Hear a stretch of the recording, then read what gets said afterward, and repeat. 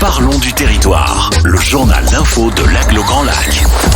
Le journal d'info de l'Aglo Grand Lac, cette communauté d'agglomération qui regroupe 28 communes, 75 000 habitants, même un petit peu plus. Cette communauté d'agglomération qui concerne l'Est, l'Ouest et le Sud du lac du Bourget. Et donc, en partenariat avec notre Radio Grand Lac 92. radiograndlac.com. Une fois par mois, nous avons le plaisir d'accueillir un élu ou une élue qui vient nous parler des actions menées par Grand Lac dans ses domaines de compétences. Et aujourd'hui, nous recevons Julie Novelli, qui est vice-présidente à l'agriculture et à la résilience alimentaire. Par ailleurs, maire de la commune de La Biole et conseillère départementale remplaçante sur le canton Aix-les-Bains 1, conseillère départementale remplaçante de Nathalie Schmitt. Julie Novelli, bonjour. Bonjour à tous. Comment allez-vous, Julie Novelli ? Eh bien, ça va plutôt bien. Vous qui êtes descendue de cette belle commune de La Biole qui avait traversé la plaine de Grésy. Tout à fait, j'ai quitté l'Albanais pour venir jusqu'à vous. Quitté l'Albanais pour arriver à Aix-les-Bains. Alors, Julie Novelli, une vice-présidente à l'agriculture, à la résilience alimentaire, c'est quand même pas banal parce que je crois que vous n'avez même pas vous n'êtes pas dans le domaine agricole, vous n'avez pas de racines agricoles dans le coin et cependant vous êtes vice-présidente à l'agriculture. Pourquoi ? Tout à fait. Eh ben, plus par rapport au territoire, puisque historiquement, le territoire de l'Albanais est quand même un territoire très agricole, La Biole, Entrelacs, Saint-Ours, toute cette zone. Et puis du coup, c'était représentatif du territoire d'avoir un représentant. Donc voilà, je me prête à cette tâche avec grand plaisir. Le côté un petit peu vert de Grand Lac avec toutes ces collines de l'Albanais, avec tous ces prés, avec cet élevage et ces agriculteurs, on en parlera dans quelques minutes. Donc voilà, donc vous êtes représentante de l'Albanais à Grand Lac, avec également le maire d'Entrelacs, bien sûr, qui est vice-président aussi. Quel est votre parcours avant d'en arriver là ? Avant d'arriver là, j'ai été éducatrice sportive pour des personnes en situation de handicap avec une société qui était à moi. Et puis ensuite... société qui était à vous ? Oui, j'avais monté une société. D'accord. Et puis j'ai fait un mandat de conseillère à la vie associative. À la vie associative, je crois, tout à fait. Vous avez mené des actions très concrètes avec les associations. Tout à fait. Et puis pendant 6 ans, et puis ensuite, s'est trouvé l'opportunité de devenir maire de La Biole, et puis s'est enchaîné l'opportunité de devenir vice-présidente à l'agglomération. C'était un vrai défi, et c'était un véritable engagement. Et je crois que c'était bien d'avoir quelqu'un qui n'était pas forcément du monde agricole, puisque du coup, ça permet aussi de pas avoir d'a priori sur ce qui se fait, et sur ce qui existe. Du coup, parfois, c'est bien d'arriver avec un regard neuf. Tout à fait. Voilà. Alors, mairie de La Biole, donc vous êtes maire depuis 2020, là ? Tout à fait. Tout à fait. Je crois que vous avez une affection particulière pour Jean-Pierre Ginet, qui a été maire pendant longtemps de la commune de La Biole. C'est le maire de La Biole. Ça restera le maire de La Biole, effectivement. Et vous voulez marcher un petit peu sur ses pas, en étant proche de la population, en étant dynamique avec les associations, en soutenant la vie associative et toutes les structures de la commune. Tout à fait. On fait très attention à cette partie sociale, on va dire, qui était très initiée par Jean-Pierre, effectivement. Et puis j'essaye, en tout cas, sur les grosses décisions. J'aime bien toujours avoir son avis. Il n'est pas décisionnaire, mais par contre, j'aime bien savoir. Oui. Vous le consultez encore. Juste un petit mot sur cette commune de La Biole. Les associations, on les connaît depuis longtemps, riches, dynamiques et qui perdurent. Bien sûr, on pense tous à la foire du 1er mai et d'autres événements. Il y a toujours ce lien social à La Biole. Il se passe toujours quelque chose chez nous. Effectivement, on a un très gros réseau associatif qui embringue aussi maintenant les commerces, puisque du coup, il y a une association de commerçants. Il y a effectivement toujours plein de choses qui se passent tous les week-ends, de manière très diverse, très variée, et puis pas forcément des choses très populaires, puisque que ce soit sur la culture notamment, on a des choses très spécifiques, notamment avec le festival du cinéma. Oui, bien sûr, j'allais en parler après. Et puis même au niveau de la musique, avec l'Atelier des Arts qui fait un travail fantastique. Donc voilà, effectivement, on a une ouverture en tout cas sur le côté culturel qui est hyper intéressant. Culturel et puis patrimonial aussi, puisqu'il y a même une association pour l'Église et puis même pour. C'est l'association des Amis du Patrimoine maintenant. Ils ont élargi leur champ de compétences. Que préside d'ailleurs un certain Jean-Pierre Ginet, je crois. Tout à fait, tout comme l'association foncière agricole que préside un certain Jean-Pierre Ginet. Bien, voilà donc pour ce petit mot sur votre commune de La Biole à laquelle vous êtes très attaché. L'agriculture à Grand Lac. Alors, qu'est-ce qui se passe? Qu'est-ce qu'on fait quand on est vice-présidente à l'agriculture dans une communauté d'agglomération de 75 000 habitants? Eh ben, quand on n'est pas du monde agricole, déjà, on passe un an. On apprend. C'est ça. On passe déjà un an à faire le tour d'exploitations diverses et variées, parce que pareil, on a un territoire très riche. Alors évidemment, on a les exploitations laitières qui sont un peu la partie la plus importante sur le territoire. On a un très beau territoire viticole aussi. Voilà, mais on a aussi du maraîchage qui se développe de plus en plus, et ça c'est important sur notre territoire. Et puis j'oublie pas, ils sont peu nombreux et on les oublie souvent, mais ils font partie vraiment de l'identité de l'agglomération, c'est les pêcheurs. Oui. Ils sont peu nombreux, nos pêcheurs professionnels en tout cas. Sur le lac du Bourget. Sur le lac du Bourget, mais ils font vraiment partie, j'ai envie de dire, de l'écosystème de l'agglomération. Donc voilà. Oui, tout à fait. Il faut bien penser aux pêcheurs. L'élevage, vous avez dit, donc la production laitière, notamment sur notre territoire. Alors on pense bien sûr à l'Albanais, mais également à tous les coteaux du Revard, Moncel, Trévignien, les Saint-Offenge, le Saint-Offenge maintenant, pardon, etc. Donc comment est-ce que vous faites pour être au plus proche de ces agriculteurs, de ces éleveurs, de ces producteurs laitiers? Alors, vu la taille de l'agglomération, la question de la proximité est un peu plus complexe que sur une commune. Pour autant, j'essaye. Je me suis déplacée sur plusieurs exploitations. Effectivement, l'idée était de comprendre en fait de quoi ils avaient besoin, puisqu'en fait cette compétence de l'agriculture, elle appartient pas. C'est pas une compétence propre de l'agglomération. C'est une compétence qui est partagée entre l'Europe, l'État, la région, le département. Enfin, tout le monde y amène sa patte, j'ai envie de dire. Et donc l'idée c'était de dire quand celle-ci a été reprise à l'agglo, donc c'était au mandat précédent, à la création de Grand Lac, donc c'est tout neuf, tout récent. Mais janvier 2017. Ça doit être ça. Oui, 3 ans avant le mandat. Oui, c'est ça. Et effectivement, et donc voilà, ils ont créé cette compétence à ce moment-là. Donc ils ont beaucoup écrit pendant le premier mandat ce qu'ils envisageaient, ce qu'ils voulaient faire. Et en fait, moi, je suis arrivée au moment où il fallait faire. Donc voilà, j'espère être dans des choses concrètes. Et donc l'idée, c'était vraiment de savoir de quoi ils avaient besoin, qu'est-ce qui manquait finalement dans le panel qui est déjà proposé, parce qu'en fait, il y a déjà plein de choses qui sont proposées. L'expression du trou dans la raquette, voilà, l'agglomération essaye de combler cette partie du trou dans la raquette. Et puis d'être... Le trou est grand ou il n'est pas trop grand?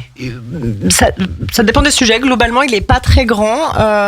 Il y a une fenêtre de tir. C'est plutôt de venir compléter finalement ce qui existe, parce que plus on s'élargit et plus les dispositifs sont finalement généralistes. Et puis on a quand même des spécificités de territoire, des spécificités de nos exploitations qui sont pas les mêmes. Une exploitation, on a un sujet là en ce moment qui nous inquiète, ou en tout cas qui nous préoccupe, sur lequel on doit travailler, c'est la question de la sécheresse qu'on a vécu pleinement et qu'on risque de revivre. Et on vient de vivre une période de plus de 30 jours sans pluie. Tout à fait. Ce qui ne s'est pas vu depuis 2020 pendant le confinement. Voilà. Et là, on est en plein hiver, au moment où la végétation va commencer à pomper. Et malheureusement, ce qui va pleuvoir risque d'être effectivement ponctionné par la végétation qui va se lancer. Donc, on se pose des vraies questions. Si ça pleut pas beaucoup au printemps et régulièrement, on va dire, en tout cas au printemps, ça va être très compliqué. Mais on va y arriver parce qu'on est prêt, parce que l'agglomération a beaucoup travaillé sur le sujet. Mais effectivement, les agriculteurs, ils commencent déjà à ponctionner sur le réseau, ce qu'ils font pas habituellement cette période de l'année. Donc il faut qu'on se prépare et qu'on travaille dessus. Et très souvent, on entend que l'agriculture est très consommatrice d'eau. Bah oui, parce qu'une vache, ça boit quand même beaucoup. Et oui, 100 litres par jour parfois, je crois. Oui, ça boit, oui, c'est ça. Ça boit un peu, ces petites bêtes. Alors 100 litres par jour, c'est pas tout à fait vrai. C'est quand il fait chaud, je crois. Ouais, et puis c'est des ratios qui comptent aussi l'humidification de la prairie pour qu'elle soit verte. Donc, elle devient une pro, Julie Novelli. Mais en tout cas, effectivement, c'est une fausse idée finalement, parce que ça, c'est cette idée de l'agriculture qui fonctionne beaucoup d'eau, finalement, c'est viable dans certains territoires. C'est très peu vrai chez nous. On n'a pas de grands champs irrigués toute la journée, voilà. Donc, et on a des exploitations qui sont déjà très bien organisées, qui sont déjà résilientes, qui sont déjà sur ces sujets bien avant que nous on y arrive. Et donc voilà, notre rôle, c'est plutôt d'écouter ce qui se fait et de voir là où eux ont parfois souvent des solutions, et qu'en fait on est juste là pour les accompagner finalement dans les solutions, parce que moi je suis pas agricultrice, je passe mon temps à le répéter, mais je suis pas agricultrice, et je m'en réfère évidemment à ceux qui savent, et puis après on fait le tri dans ce qui nous semble prioritaire ou pas prioritaire, mais voilà. Alors, on sait qu'en France, la situation des agriculteurs est difficile. On parle de nombreux suicides, hélas, chaque jour, des exploitations qui ferment et qui s'arrêtent. On a l'impression que chez nous, c'est pas ça, que les agriculteurs ont plutôt une situation plus favorable qu'ailleurs, et que même les exploitations ne s'arrêtent pas. Les jeunes arrivent encore, se mettent en GAEC, en groupement agricole d'exploitation en commun, et puis ça continue à vivre.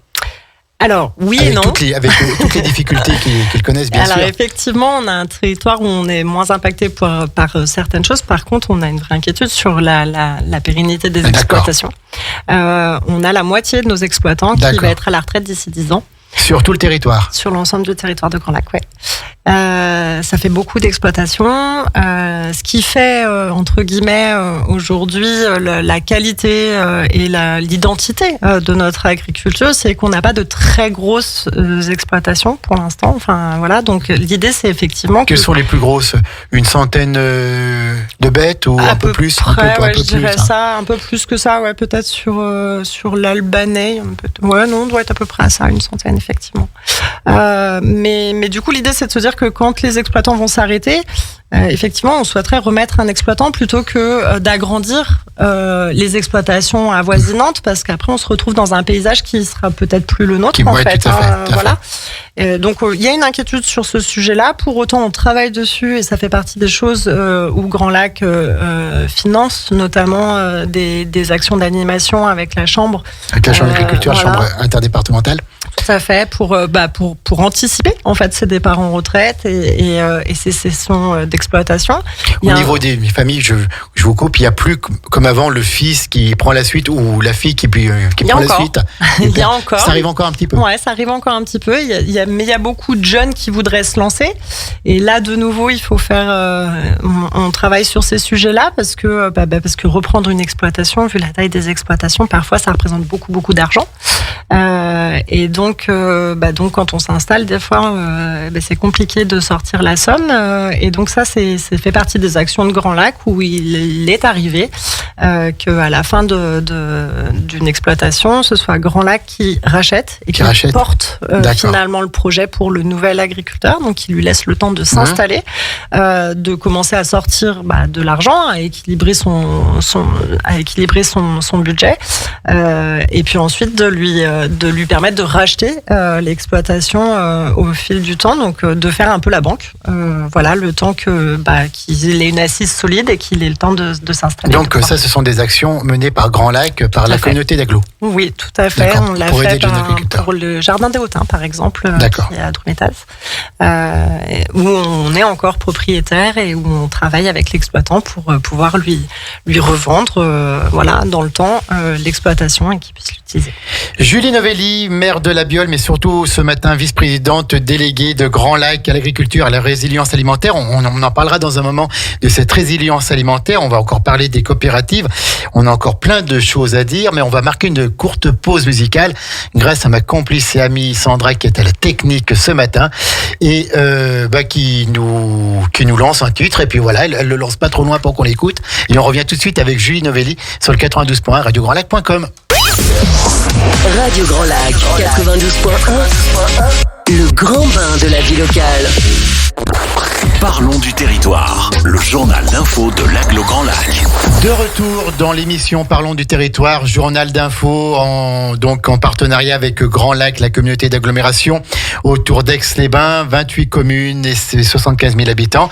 Et ce matin, on parle pas spécialement des habitants, mais plutôt du bétail qui est présent sur notre territoire, puisque nous sommes avec Julie Novelli, vice-présidente en charge de l'agriculture et de la résilience alimentaire. Donc, dans une première partie, on a fait un petit peu le tour de l'agriculture, les grandes lignes de l'agriculture sur notre territoire. On a parlé de la situation des agriculteurs qui va quand même pas si mal que ça, qui va mieux qu'ailleurs. Disons parce qu'il y a eu des choix qui ont été faits par les anciens au niveau du département. On remonte à ça il y a quelques décennies. On a fait le choix de la qualité. On a fait le choix d'avoir des fromages en AOC, en AOP maintenant, et donc avec un prix du lait qui est payé plus cher qu'ailleurs. Est-ce que c'est toujours vrai? Est-ce que la situation des producteurs laitiers sur notre territoire va mieux par rapport à ces choix qui ont été faits par des anciens il y a quelques décennies? Alors oui, oui. Merci, de manière... Julie. Alors, bientôt, oui, de manière générale, parce qu'effectivement, on a fait le choix de la qualité et on a de la qualité sur le territoire. Après, effectivement, la marge de manœuvre tend à se réduire quand même, comme partout. Et on peut pas. Je pense que je mentirais si je disais que tous nos agriculteurs sur le territoire avaient une vie idyllique.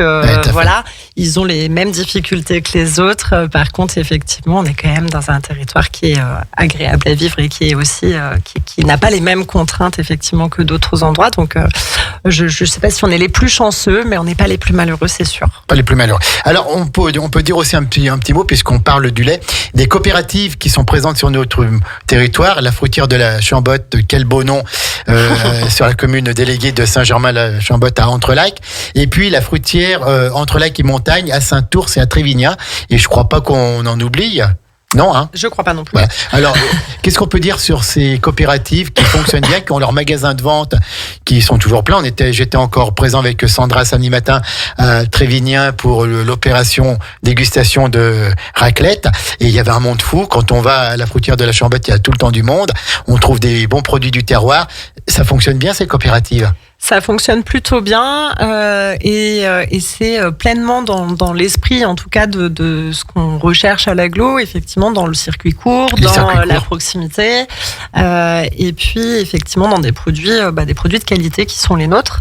Donc effectivement, ces coopératives tournent plutôt bien grâce aux agriculteurs qui les tiennent. Et puis c'est plus aujourd'hui la seule source d'alimentation en circuit court, puisque on a pas mal d'agriculteurs maintenant qui vendent en direct aussi dans les fermes. Qui vendent leur viande, qui vendent leur production. Tout à fait, leur viande, leur production. Les maraîchers qui vendent aussi en vente directe sur les marchés. Voilà. Et donc, effectivement, on favorise vraiment ces circuits courts et cette vente directe. Et on a vu à quel point ça pouvait être important, notamment à la période du Covid, où on pouvait plus se déplacer comme on voulait, où les approvisionnements étaient un peu plus compliqués. C'est essentiel, en fait. Ces agriculteurs de proximité sont essentiels sur notre territoire et ils font la richesse de notre territoire. Donc, et on mange des bons produits locaux. On mange une bonne viande qui est élevée, comme on a vu quelques jours avant dans le pré. C'est ça. Alors, c'est pas celle que tu as vue la veille dans le pré. Non, pas la veille. mais effectivement, on peut l'avoir vue quelques jours avant dans le pré. On mange effectivement sur notre territoire des produits de qualité. Et Grand Lac donc soutient ces actions du circuit court et les coopératives. On essaye d'être sur ce sujet-là. Les coopératives, en ce moment, on a un vrai sujet. Alors, ils vont pas être très contents, je pense, mais on a un vrai sujet d'accompagnement, puisqu'aujourd'hui, sur les questions des normes, notamment au niveau de l'eau, effectivement, ou des rejets et tout ça, on doit vraiment travailler sur ces sujets-là, et j'espère pouvoir les accompagner au mieux pour faire en sorte que qu'on ait les transformations nécessaires à faire perdurer ces belles activités, parce qu'effectivement c'est une vraie richesse pour le territoire. Dans l'agriculture, on peut parler aussi des forêts, puisque notre territoire a des forêts qui sont parfois gérées par l'ONF, des forêts privées, des forêts communales. La forêt fait pleinement partie du domaine de l'agriculture. Qu'est-ce qu'on peut dire sur la problématique de la forêt sur notre territoire Grand Lac, Julie Novelli? Eh bien, la forêt, effectivement, s'est trouvée dans ma délégation. C'était un sujet qui était peu évoqué avant, qui a beaucoup intéressé la commission agriculture à Grand Lac, qui voulait vraiment s'en emparer et qui s'en est pleinement emparée. On a effectivement c'est quand même un tiers du territoire, la forêt sur Grand Lac, donc c'est quand même pas rien. On a quand même beaucoup de forêts publiques, de la forêt privée principalement gérée avec le CRPF. Donc la forêt publique, c'est géré par l'ONF, l'Office en national des général, forêts. oui, c'est de la forêt communale. Effectivement, c'est sous gestion de l'ONF. Les communes, elles délèguent à l'ONF la gestion de la forêt. Tout à fait.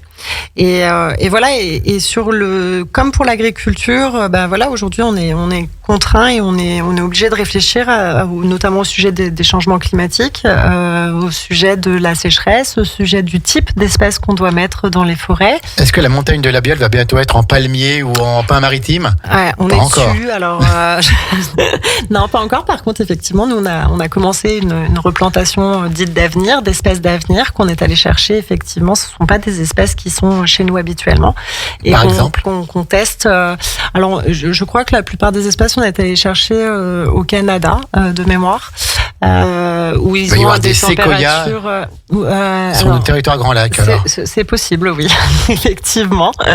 Et voilà, on a replanté ces espèces pour voir comment elles se comportent chez nous, voir si effectivement elles sont un peu plus résilientes que nos traditionnels sapins, qui ont un petit peu de mal à survivre avec la sécheresse et puis avec le changement climatique. Alors ils vont encore tenir quelques années, mais il faut qu'on prépare l'avenir, il faut qu'on travaille dessus parce que la sécheresse c'est un vrai problème.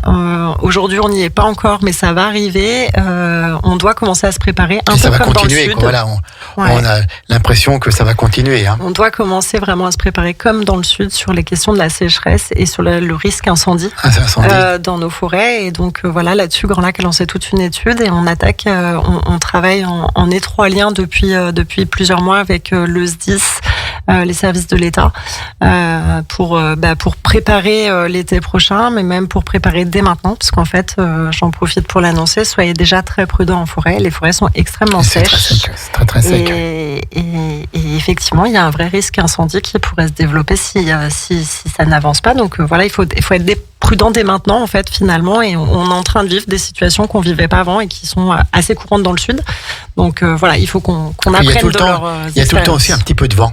Maintenant, il y a tout le temps un petit peu d'air, un petit peu de vent qui peut attiser justement le départ des flammes. Qu'on n'avait pas forcément avant, il y a plusieurs années en arrière. Donc effectivement, il y a plein de paramètres qui jouent et qui font que aujourd'hui, il faut qu'on soit prêt. Et Grand Lac travaille là-dessus. En tout cas, en termes d'information, on a vraiment lancé un programme sur la question de l'information.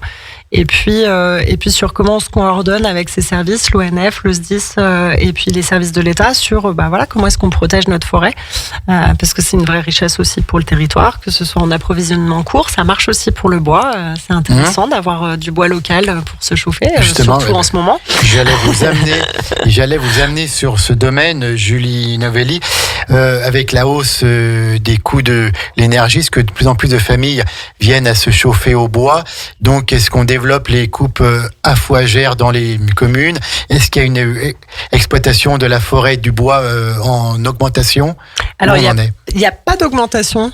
Par contre, effectivement, sur les questions des pratiques à fougères, il y a une vraie réflexion commune avec l'ensemble de l'agglo, parce que chacun fait un peu à sa pratique communale, en fait, finalement. Et l'idée, ce serait d'harmoniser tout ça et peut-être d'optimiser tout ça.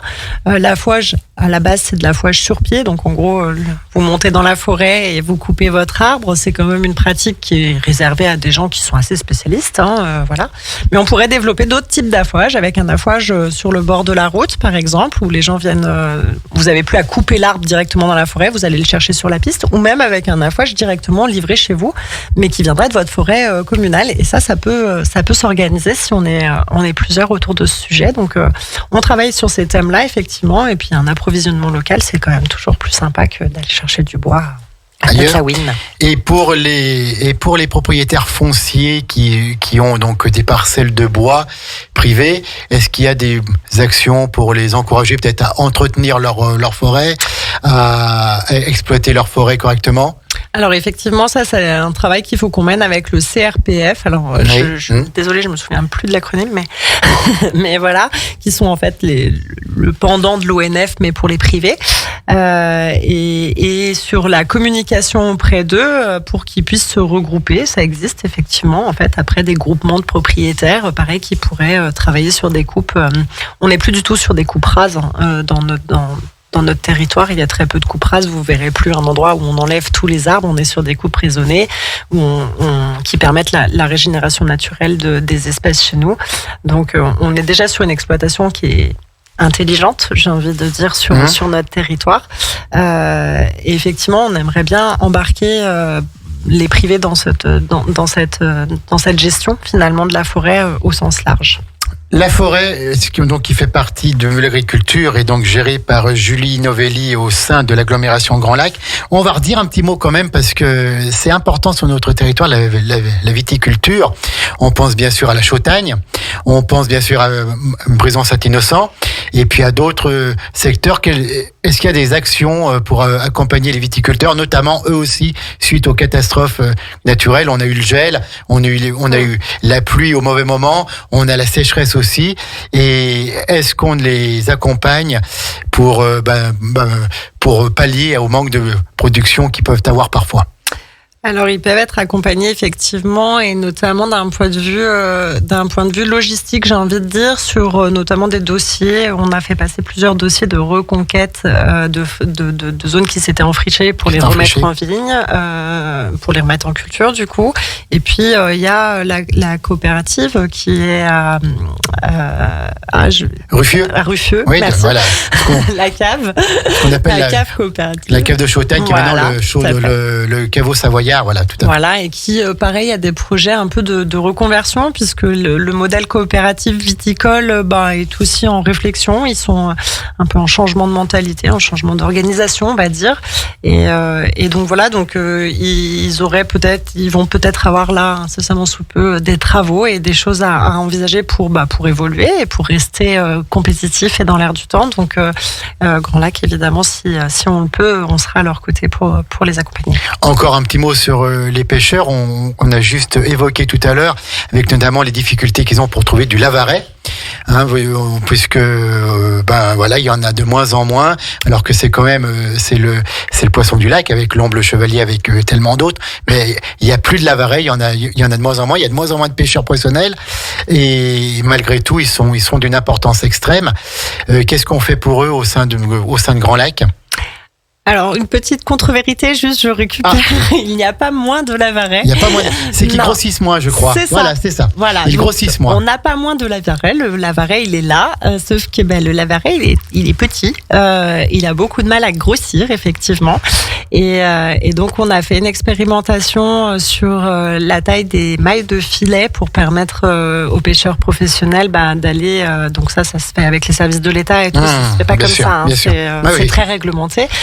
Donc on a fait une expérimentation avec des mailles de filet plus petites pour voir si on arrivait à rattraper, à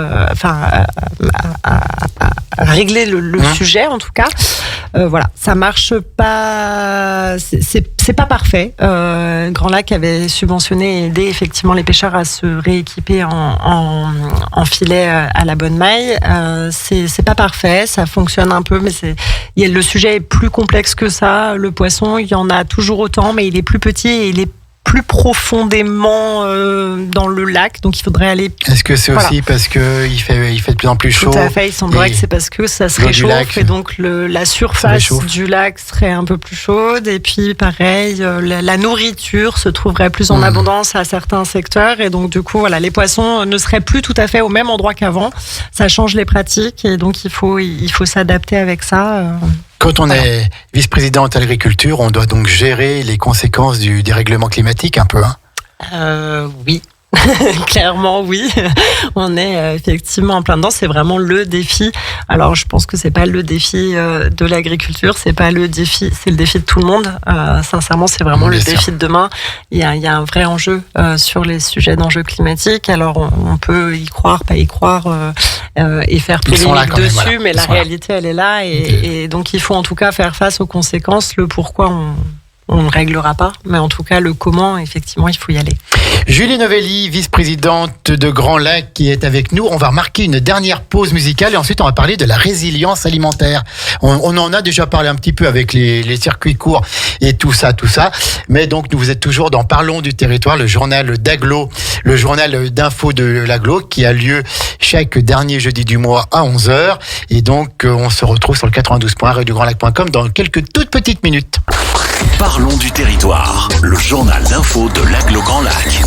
Dernière partie de ce journal d'info mensuel de l'agglomération Grand Lac. Parlons du territoire, de ce beau territoire que nous aimons. 75 000 habitants environ et 28 communes au bord et autour du lac du Bourget. Julie Novelli, vice-présidente en charge de l'agriculture et de la résilience alimentaire. On a parlé pendant une bonne demi-heure de l'agriculture, de toutes ces problématiques qui se posent sur notre territoire. La résilience alimentaire, c'est quoi donc cette chose, Julie Novelli? C'est quoi donc C'est comment on s'organise et comment on fait pour pouvoir manger local sur notre territoire. Aujourd'hui, on en a parlé, le lait, le vin, il n'y a pas de souci, ça va plutôt bien sur notre territoire. Voilà, tout ce qui est produit laitier et viticole, on produit largement ce qu'on consomme, donc tout va bien.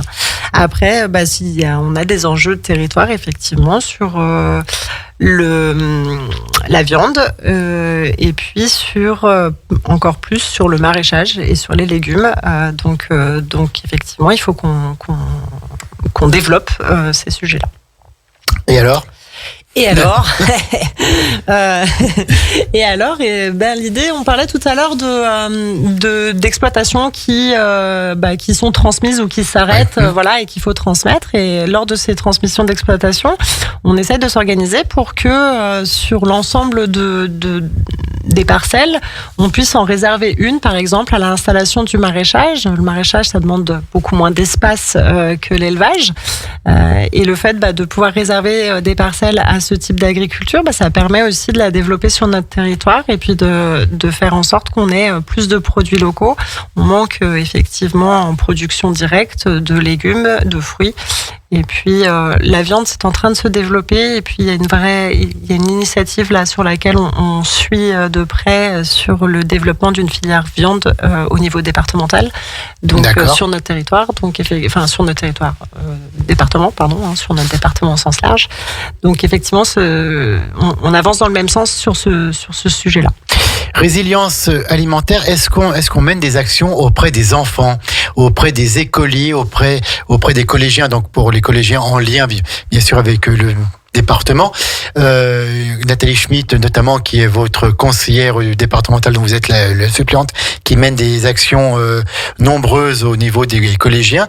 Est-ce que sur notre territoire, on apprend justement aux enfants à manger local, à découvrir des goûts peut-être qu'ils ne connaissent pas? Sur la jeunesse et les collèges, alors je voudrais pas dire de bêtises parce que c'est vraiment Nathalie qui est spécialiste du sujet, mais effectivement, on travaille beaucoup sur le local, on travaille sur le circuit court et le département fait vraiment cet effort avec des tarifs qui sont extrêmement compétitifs, puisque du coup l'idée c'est que effectivement les enfants ils puissent avoir un repas de qualité. Avec un pourcentage de bio, un pourcentage de local qui est assez important au niveau du département dans les collèges, donc c'est vraiment intéressant. Même au niveau des communes, notamment les communes de l'Albanais qui ont fait le choix d'avoir... Les communes, alors... Quasiment toutes les communes de l'agglomération. On est assez nombreux à travailler effectivement avec des circuits courts, avec une société implantée localement, Et puis en Chautagne, je crois. Oui, tout à fait. Et puis on en a encore certains. Alors on n'est plus très nombreux, mais notamment La Biole et Saint-Offrange, où on produit encore sur place avec nos cuisinières, avec des produits effectivement qu'on a récupérés localement. Julie Novelli, on a fait un peu le tour de vos délégations. Vous habitez à La Biole, vous n'êtes pas originaire vous-même de La Biole, mais voilà, vous avez trouvé tout ce que vous vouliez dans cette commune. Vous êtes élu depuis peu de temps, vous avez fait un mandat en tant que maire adjoint, vous avez été élu maire dans des circonstances un peu particulières. Il y a eu des crises, il y a eu la crise sanitaire, il y a la crise économique, il y a la crise de l'énergie. Vous n'êtes pas particulièrement connue pour être une femme politique, au sens noble, je dirais, voilà, pas une politique de carrière.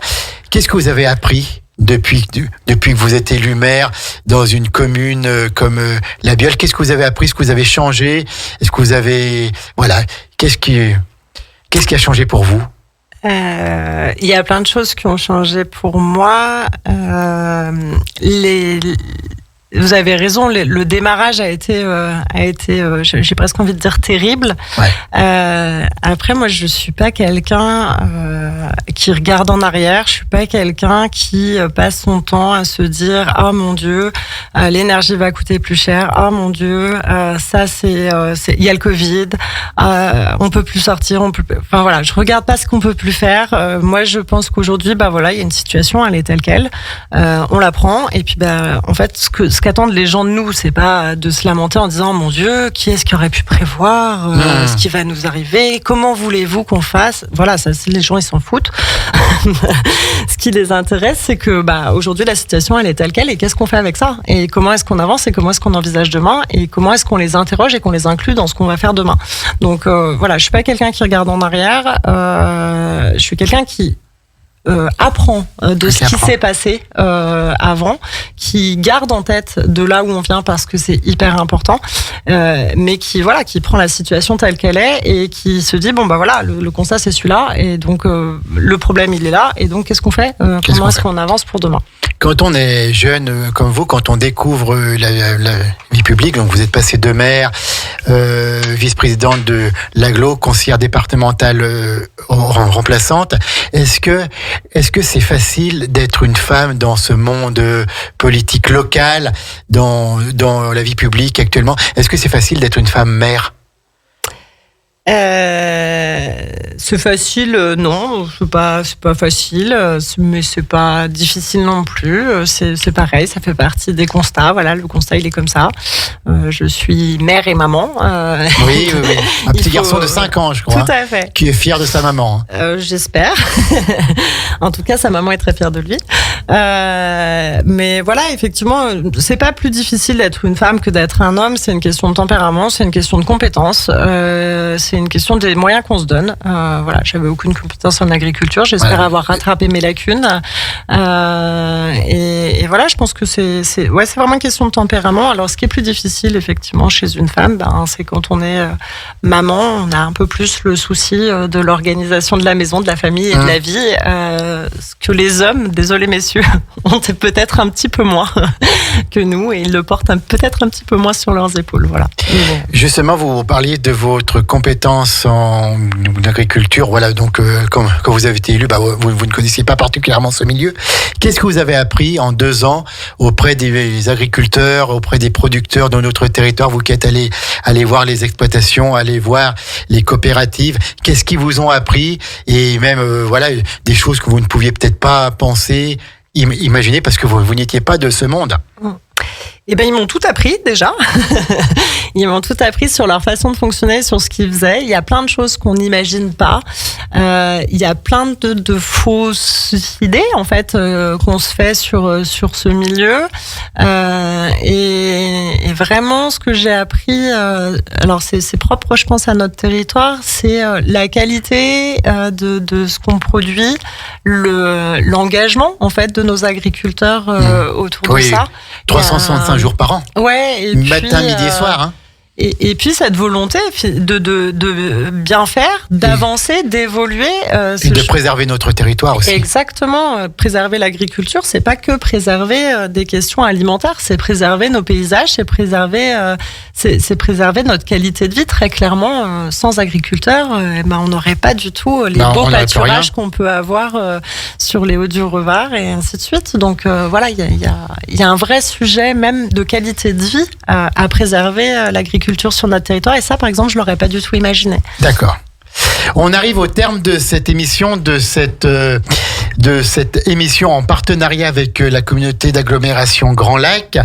Parlons du territoire. Et là, on va parler, encore la dernière question un peu plus de vous, c'est la question RGL. Bien sûr qu'il fallait qu'elle arrive. Donc, comme on vient de dire, vous êtes maire, conseillère départementale remplaçante, vice-présidente, vous êtes sur tous les fronts. Et quand vous n'êtes pas à la mairie, quelles sont vos passions ? Est-ce que vous avez des passions particulières pour vous évader un peu ? À quoi vous carburez, Julie Novelli ? Ces derniers temps, je carbure au puzzle. Ah, dis donc, d'accord. Ça peut paraître surprenant, mais je suis toujours à 100 000 à l'heure. Je fais plein de choses, je suis toujours très occupée et en fait, c'est une activité que j'apprécie beaucoup. C'est un temps où je suis posée, où je suis enfermée, où je suis dans ma bulle et où je suis concentrée. Combien de pièces ? Celui qui est là est une photo que j'ai prise pendant mes vacances et que j'ai fait transformer en puzzle. Et là, j'en ai 2000 sur la table. 2000 sur la table. Voilà. Et comme ça, vous pensez à toute autre chose. Exactement. Ça vide l'esprit, ça demande beaucoup de concentration et ça permet de se recentrer. La passion du maire de La Biole, c'est le puzzle. Comme ça, au moins, on le saura. C'était Parlons du territoire avec Julie Novelli, vice-présidente de Grand Lac à l'agriculture et la résilience alimentaire, maire de La Biole, qui était avec nous ce matin. On vous donne rendez-vous pour cette prochaine émission le dernier jeudi du mois de mars. Ça va être le 23 mars. Non, puisque mars, il y a plus de jours qu'en février. Donc peut-être bien le 30 mars. Le 30 mars à 11h.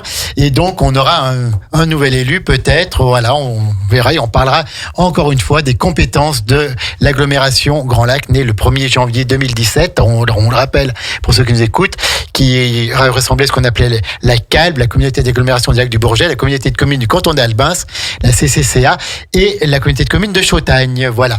Donc merci Julie Novelli. On vous souhaite un bon appétit à toutes et à tous si vous passez bientôt à table. Puis maintenant, on laisse la place, on laisse libre cours à cette playlist que vous adorez, Imaginez, et tout droit sorti de la tête de ma complice et amie Sandra. Et donc, c'est cette playlist que vous aimez, c'est Radio Grand Lac 92 points, radiograndlac.com, le grand bain de la vie locale. À bientôt les amis, à bientôt Julie Novelli. À bientôt et merci beaucoup.